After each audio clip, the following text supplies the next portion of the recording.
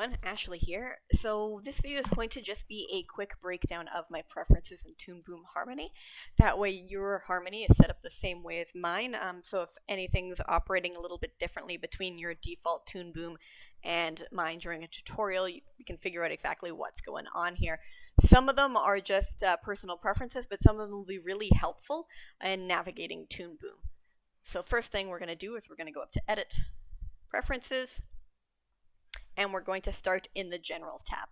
So first thing I always set is this autosave. Save scene automatically every 15 minutes and ask before saving. Reason being, I'm sure we've all really enjoyed working on something before and the time just flies by. That's not good when you're working on a rig or animating or something. If you get going, you've got like 2 hours of work in, and then something crashes the file or there's a power outage. Now you've lost that 2 hours of work and you want to like curl up in a ball and cry, and that's not fun. So what I do is by setting this autosave up, if I get into it, I don't have to remember to save. The software is remembering for me. Also, every 15 minutes, this also gives me a little bit of a reminder to just like get up, walk around, stretch, grab a drink of water, look off in the distance to relax my eyes for a little bit to reduce eye strain. So every time that pops up, I can hit save, just get up and move for a couple minutes. So for health and for preventing breakdowns from losing hours worth of work, which is always good. Another thing we want to have set up here is focus on mouse enter. So if this is unchecked, you'll notice as I'm moving my cursor around the screen here, to select a screen, I've got to click on it. Now I'm all about saving time. So if I have this turned on, now you'll notice it's automatically selecting whatever window I am in. So it's really just efficiency. It's way easier. I also like having shortcut zoom on mouse turned on. Again, what this does, so if I have it unchecked and I am over here in my view and I'm zooming in, you'll notice no matter where my cursor is, it zooms in and out basically to the middle of the screen there. If I have it turned on, it will zoom in on wherever my cursor is. So when you have really large rigs, this is handy to basically like tell it exactly where you want to. Instead of having to grab and drag and then zoom in, you can basically put your cursor where you want and get it to zoom in where you want it to. I also, you'll notice my toolbar probably looks different than your out-of-box ToonBoom. I use a flat toolbar. So I have that checked on and it will require a relaunch. So if you check that on and restart ToonBoom, you will have all your tools laid out flat here as opposed to the default setting where, say, you click on the arrow, there's a little drop down box and more tools come up. If you like the drop downs, by all means, keep them if it works for you. I find when I'm rigging, there's a ton of tools I never actually use, as well as I want to be able to just quickly go over and grab the tool if I don't have a hotkey for it. So I always have that turned on. Now, if you want to switch to a flat toolbar, you may find after you restart it, you should be able to right-click on it and pick Customize. If you can't, there is a glitch in some versions of ToonBoom where it will not let you customize unless you grab it, dock it up here, customize it, then dock it back, and then you can right-click and customize the toolbar. So you have to move it up, set it up there, do some customization, move it back, and then you can continue customizing it in this particular location or wherever you have it positioned in ToonBoom. So that, again, if you like your drop boxes, keep them. I personally just like using that flat toolbar. We also want to turn on here default separate position for pegs. In rigging, what this does is if I were to create a peg here real quick and I go into the settings on it, you'll notice because I have that turned on, it's set as separate here. So what I can do while it's set as separate in rigging is I can manipulate the X position on its own without affecting the Y or Z. I can affect the Z axis on its own without affecting the other ones. 3D path is handy if, say, you're animating a ball or something like that and you want to be able to grab and manipulate curves and things like that. But we don't want that when we're rigging. So if you have a rig that has it set to 3D path and you want to swap them, you can totally do that using this little tool up here. So if I had everything selected and this little tool right here is a set properties on many layers, I can go ahead and say 3D path or separate mode, and I can say separate mode, and it will change all of the pegs in my scene.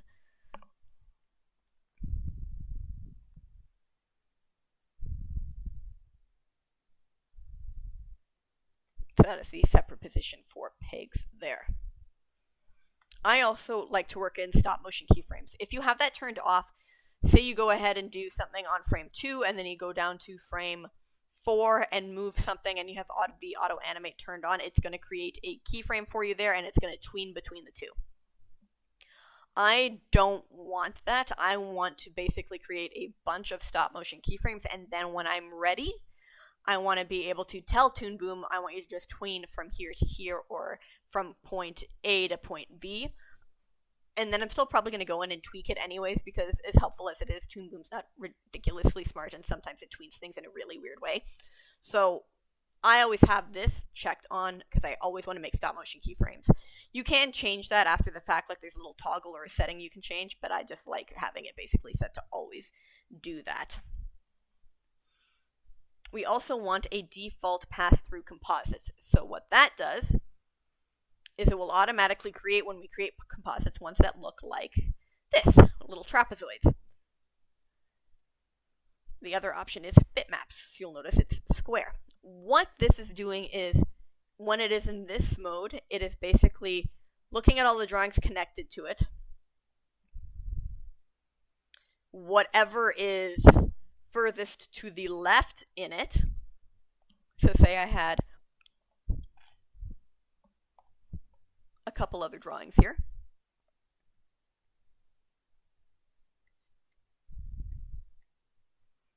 And I've nudged these around through the scene with the way it's set up. It's going to take the Z position from this drawing, put all of them on that Z position, and output it as one solid image. So for example, if that's the eye being on front, you could have the highlight would be on top here. Then you'd have your pupil, and then your iris is the biggest ring in the back. They're in that order. Cool. Whatever Z position the highlight is on is the Z position of this entire thing flattened down there. You can change whether it's pulling from a different one. But if you have this set up, you can't nudge elements because they're all pulling their Z position from this dude. So we want pass through, because now it's not flattening it into one image. So when you're doing your rig, say in the front view, your arm is in front of a scarf the person has on. But then in the quarter back view, you want the scarf to kind of hang down, so now the arm's behind it. You have to be able to nudge that, because you don't want to change how they're ordered in the composites, because then that changes the whole thing. You just want to nudge that one particular element, and you need it to be in a pass-through mode to do that.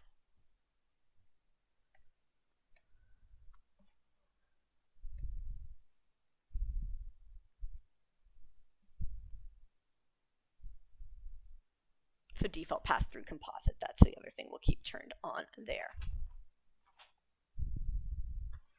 If, for whatever reason, you want to change a bunch of them, maybe a couple elements in your scene, you realize to save memory, you could make them a bitmap composite. Because like I mentioned with the eyes, you're never going to stick the pupil behind the iris or the highlight behind the iris or anything. The way they're set up there is the way they're going to stay, and they're going to move as a whole. You can, again, with this one right here, select all the composites.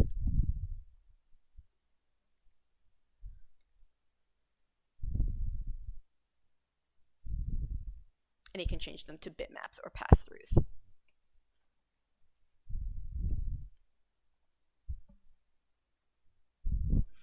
Your levels of undo here, play with that number to see what your computer can handle. My computer can handle 250, and it doesn't seem to affect it too much. Depending on how large the rig is and how detailed and how many elements there are. You definitely want to have more than like 50, because you'll be surprised at how many things you can go ahead and do, and then you're partway down the line and you realize, you know what, there's a better way to do this. Then you can simply undo all the steps, and you very, very quickly run out of undos. So you can start at say like 250, see how your computer handles it. If you find it's bogging down a bit, you can go and change it to say 200 and see what's comfortable but still gives you enough undos to go ahead and make any adjustments to work that you're working on. Undoable selections here, you want unchecked. It's personal preference, but I'm going to show you why I like having it unchecked. So I've got a drawing here.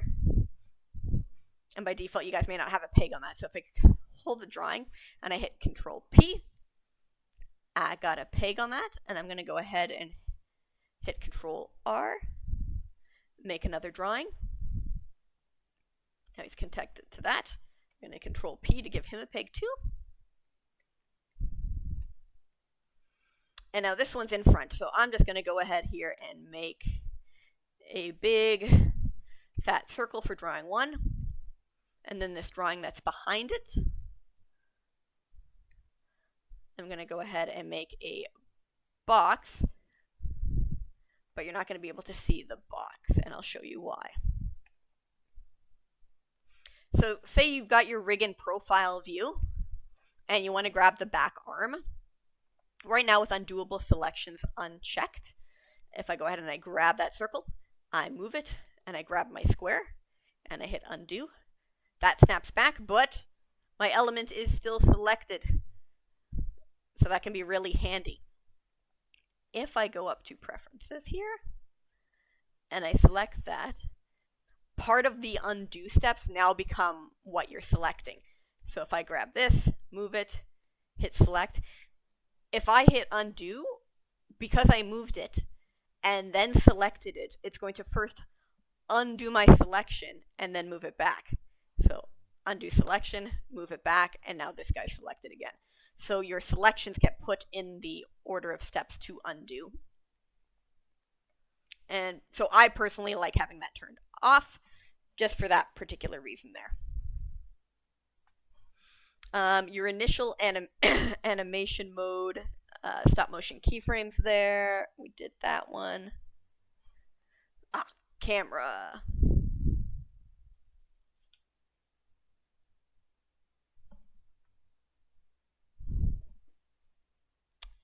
This right here, this is, again, personal preference. I have initial animation mode set to off. Just because if I'm moving stuff around, I don't want it to be constantly creating keyframes for me. I would much rather say when I want to keyframe, or if I know I'm moving stuff around, turn it on, move my things around to where I want the keyframes, and turn it off. So I have that set to off. Node view here, you can change where your navigator is in this node view. I just happen to like it in the bottom right, but you can change where it is if you would like. So middle mouse button pans view. When this is turned on, I can hold down the spacebar, which is the default grab, and click and drag to move the screen. So it's basically the shortcut for the hand tool that you would have on the side here. And if I middle mouse click, it also pans and grabs it. But if you have that unchecked, I actually find this feature is significantly more helpful.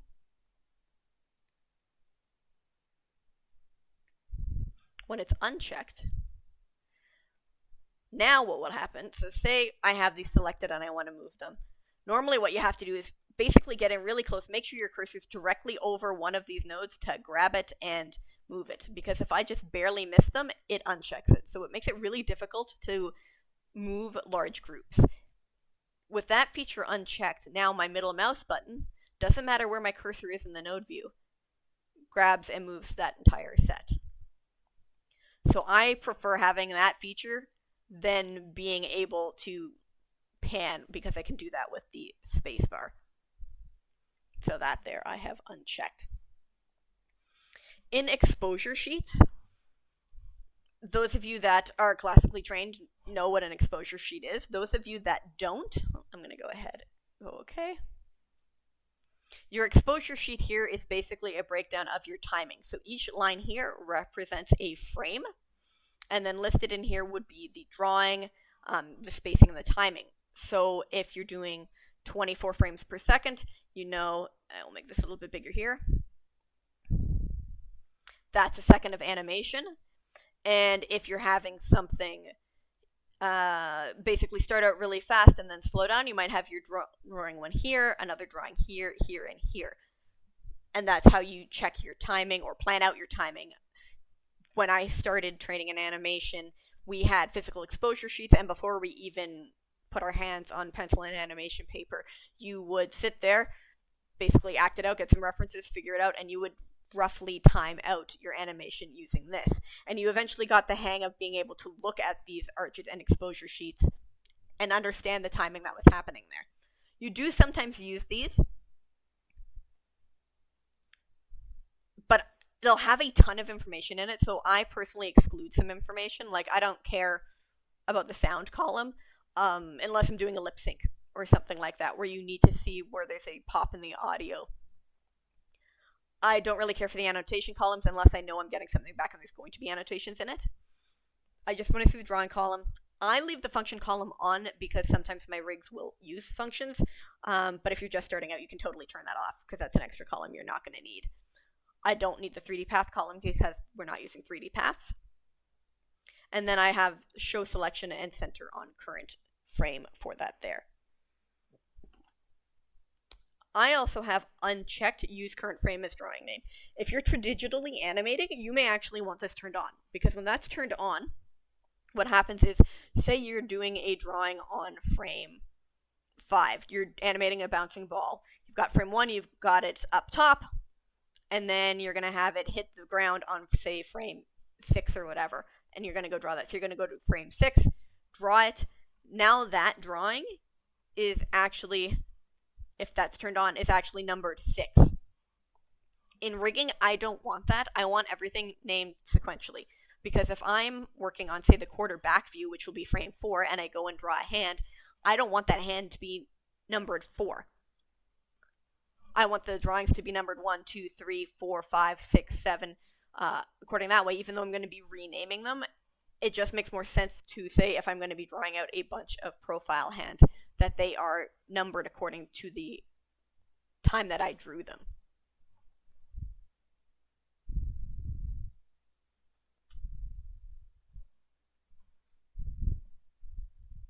Alrighty. Think that is, yes, that is all the ones from there. Drawing tab.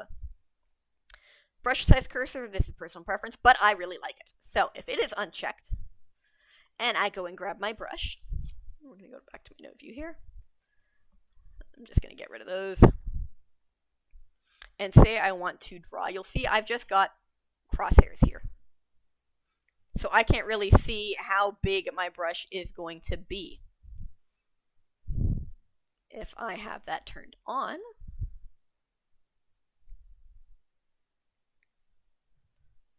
I can now see how exactly big that is. And if I hold down O and drag, I can change the size without having to go into my tool properties and see exactly how big or how small that is.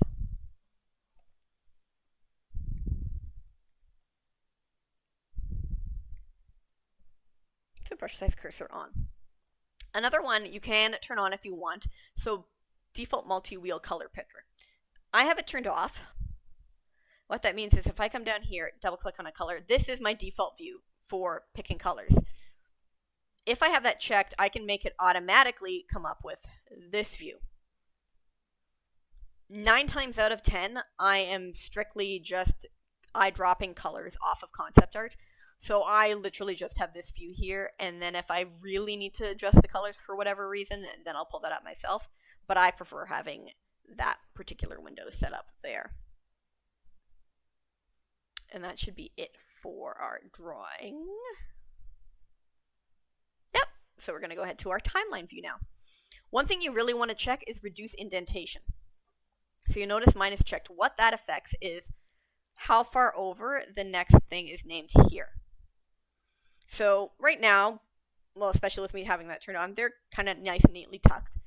As your rig grows and you have stuff parented under a parent, you can get things coming really, really far over, and then you end up either having to come down here, make this ridiculously wide, or you're grabbing this thing and you're sliding it to try and find what you're working on, and it's not efficient. So if you reduce the indentation, you'll notice these are pretty much right on top of each other, whereas normally it would be bumped out to here. So if I uncheck that and go OK, you notice it nudges over a little bit, and it doesn't seem like much, but again, as you build this node view tree, that makes a huge difference.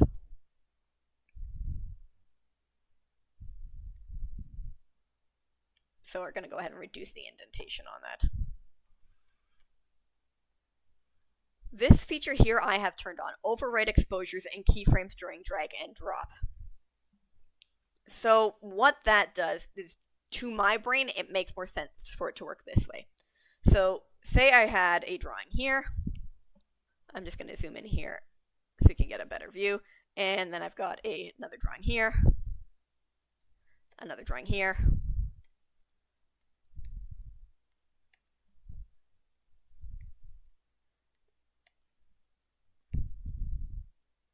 So I got 10 drawings.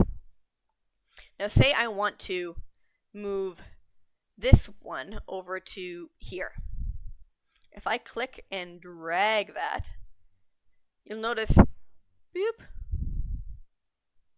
so everything behind has been moved up. Because I was grabbing this one, so I'm moving it, I'm putting it there, and it's filling in behind. If I grab this one and I moved it to the end, it'll stretch this one out and extend the exposure.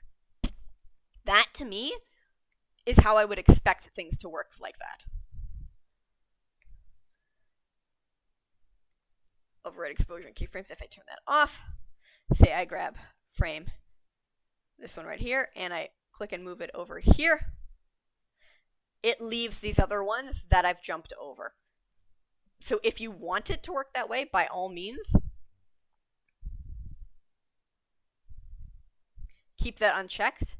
To me, that just doesn't make a whole lot of sense. So I will usually have it turned on like that.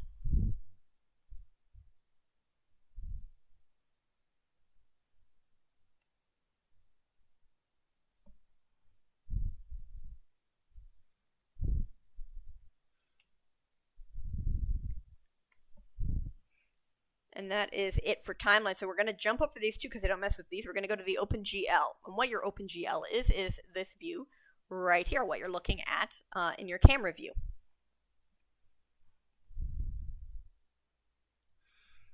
The only thing I really mess with here is enable composite pass-through for all effects. Full disclosure, I don't know what it actually does. However, it's been suggested to me by TDs when I was having issues with stuff to have this turned on. And what the problem is that happens when I have this unchecked on occasion is, say you're nudging an arm forward or backward. In OpenGL, it looks like for some reason your arm is layered on top of a scarf that your character is wearing in the back view, but it should be behind the scarf. But then you go to render view and everything's ordered correctly. For some reason, having this turned on and then restarting ToonBoom fixes it so my OpenGL matched my render view better. So again, if you're just coming in and turning that on, you'll have to restart your ToonBoom to fix the view. But I have that turned on just to prevent that weird glitch from happening. It doesn't happen all the time, but it's just one preventative thing. So if I'm plugging along and working and I'm getting frustrated wondering why something isn't laying properly, I don't have to go in and go, oh shoot, did I not have that turned on? So I just keep that handy. I'm not going to touch render view. We're going to go into advanced. Now you may notice out of the box, your ToonBoom only has line art and color art here. There's just 2 layers. We want to have 4 layers. Reason being, masking for cutters, mouths, eyes. You can basically create different drawings in these different layers. You can peg each layer. You can split them out. So that's really useful to have. So if you come right here, the first one is support overlay and underlay arts. That's going to give you the 4 layers that you want to have to work. Another huge one. Element node animate using animation tools default value. Uncheck that. If it is checked, you're able to put keyframes on drawings. We do not want any keyframes on our drawings. All transformations information needs to be stored on the pegs. Because if you're going through and you're like, why is this working like this, then you've then got to go through the hierarchy, try and figure out where on what pig or drawing that transformation is hidden in. Just turn that off. Don't ever have that checked. If for whatever reason you have a rig that has that turned on, again, that little tool up here that I showed you, you can select all your drawings. Go there, here, animate using animation tools, on, off, hit off, and it will change all of those for you.